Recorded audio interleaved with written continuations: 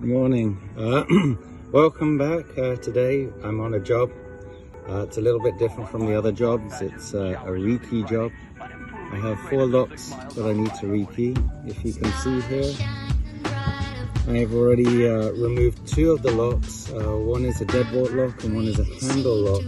And I'm going to show you how we rekey first and foremost the deadbolt, how we take it apart. So let's get started. Okay, so the deadbolt, we have a fastener here on the deadbolt. We have to remove this on the cylinder. Oops. Sometimes it goes smooth, sometimes it doesn't.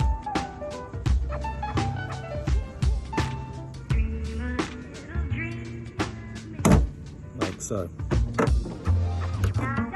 Get it removed. Like that. You can see here, that's what's fastening, what's holding the tumbler in. Okay, now I do have, in this case, the original key for the lock, which is, of course, in the other lock. Okay, so I have here key, it will turn.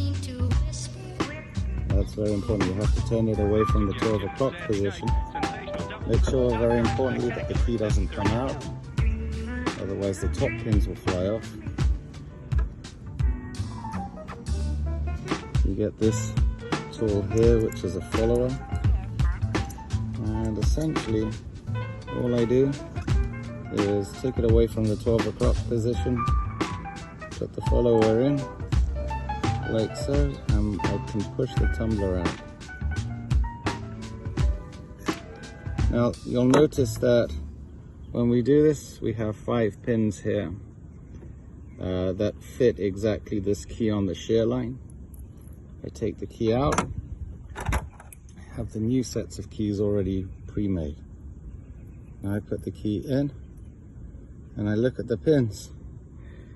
And I can see out of the 5 pins, really 1 pin is the same size. All the other 5 pins I have to replace. So I'm going to show you that in the next segment, how I replace the pins.